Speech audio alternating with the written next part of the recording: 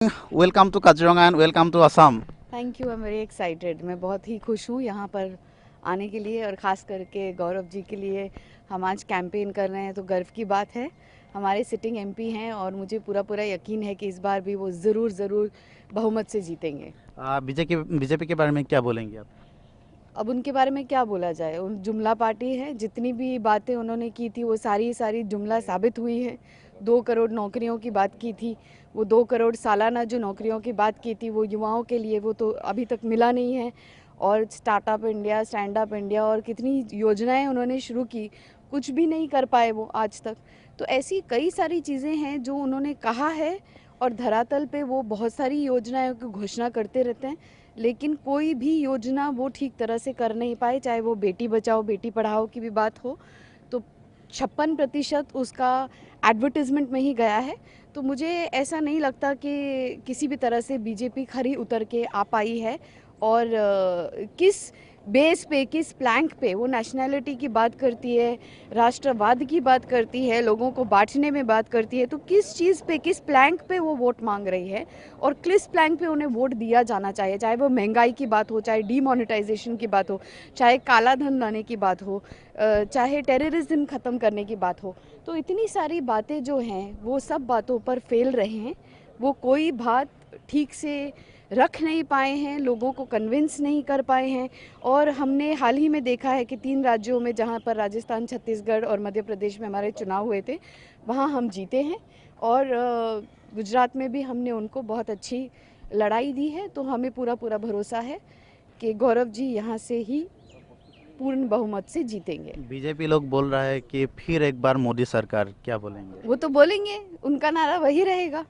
उन्हें तो ये बोलना है और वो बोलेंगे, लेकिन हमें जो सच्चाई है, चाहे वो मनरेगा हो, जो बीजेपी ने कहा था कि ये बहुत बुरी स्कीम है, लेकिन बाद में जाके उन्हें अपना ही धूल चाटना पड़ा और कहना पड़ा कि नहीं, ये स्कीम बहुत अच्छी स्कीम है। इसी स्कीम को जो यूपीए 1 और यूपीए 2 ने, चाहे वो right to information, right to food, right to education, Aadhaar, land acquisition act, बहुत सारी ऐसी चीज़ें हैं जो हमने यूपीए सरकार, यूपीए 1, यूपीए 2 में किया था। और अभी भी राहुल जी ने जो अपने मैनिफेस्टो में घोषणा की है, 3 राज्यों में जहां हम जीते हैं, हमने कहा था कि हम किसान का ऋण माफ़ करेंगे, तो हमने किसान का ऋण माफ़ किया 10 दिन के अंदर अंदर।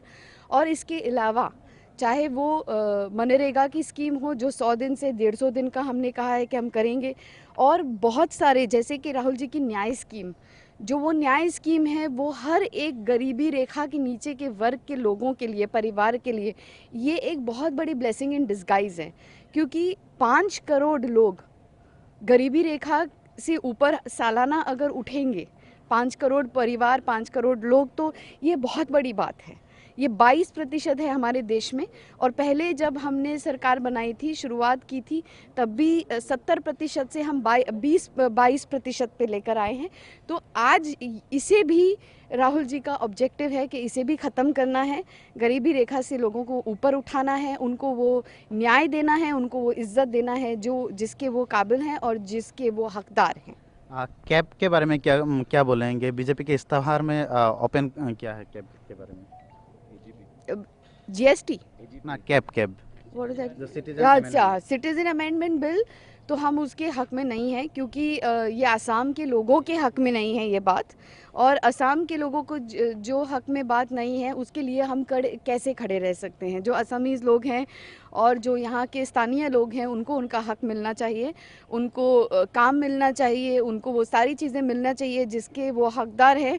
तो उनका हक छीन के और लोगों को देना, ये बात सही नहीं होगी। इसीलिए हम इस बिल के हक में नहीं हैं। अच्छा मैम, और एक बात है, असम में एजीपी है, एजीपी के बारे में कुछ?